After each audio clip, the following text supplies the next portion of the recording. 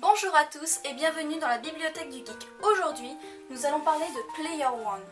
Ce livre a été écrit par Ernest Cline et traduit de l'anglais par Arnaud Regnault. Concernant l'auteur, voici ce que nous dit la 4e de couverture de l'édition Michel Lafon.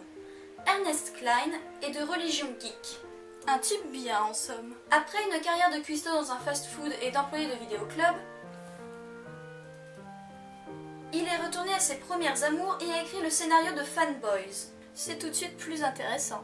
Avec Player One, il nous livre son premier roman. Et quel roman! Mais ne brûlons pas les étapes et intéressons-nous maintenant au livre en lui-même. Avec le fond noir de la couverture, l'illustration blanche se présentant comme l'ossature des objets représentés et l'écriture typique d'un écran de démarrage de PC, le ton geek est déjà donné.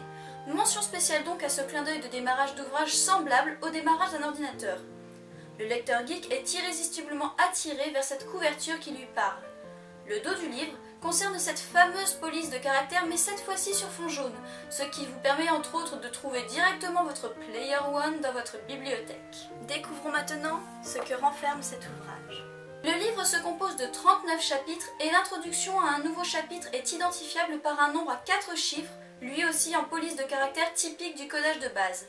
Ces chapitres se répartissent dans 3 grandes parties appelées niveau 1, 2 et 3, écrites avec la même typographie et agrémentées chacune d'une citation issue de l'Almanach d'Anorak, pleine de morale et de bon sens. Passons maintenant au contenu du livre et à l'histoire de ce roman. L'histoire se passe dans un futur chaotique en 2044. La pauvreté et la maladie est chose courante et la plupart des personnes vivent dans des bidonvilles composés de ce qu'on appelle les piles. C'est ce que nous voyons sur la première de couverture, à savoir un ensemble de mobil-homes et autres caravanes qui se superposent les unes les autres.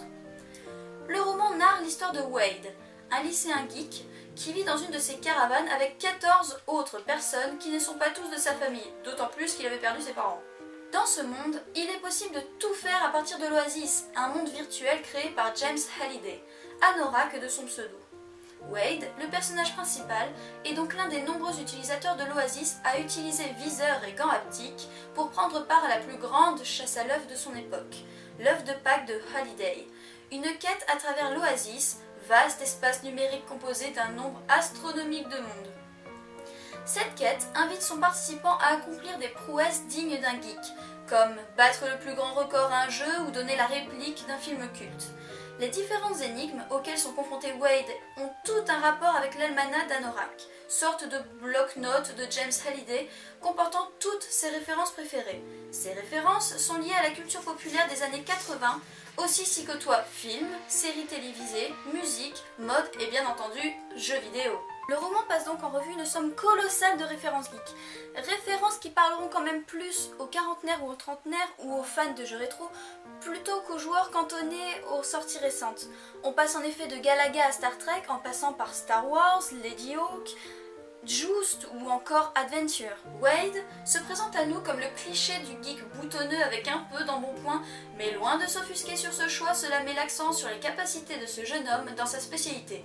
D'autant plus que par la suite, dans le roman, le jeune homme évolue. De plus, des thèmes actuels le rendent extrêmement humain, comme l'amour in-game par exemple. Player One, dont le titre renvoie à l'écran de démarrage de l'Oasis, est donc un livre à lire si vous vous intéressez ne serait-ce même qu'un tout petit peu à la culture geek. Il n'est pas nécessaire d'être un expert dans ce domaine car l'intrigue reste très cohérente même si vous ne connaissez absolument rien à Wargames, Donjons et Dragons ou Space Invaders. Le suspense est très bien dosé, le héros n'est pas parfait et ne résiste absolument pas à un coup de mou face à sa réussite au début de la quête, ce qui fait qu'on s'identifie aisément à lui et à ses réactions très réalistes. En bref, un très bon roman qui convient aux geeks de tout niveau, même si les plus aguerris seront plus touchés par la mention de certaines références. Sur ce, bonne lecture et à bientôt!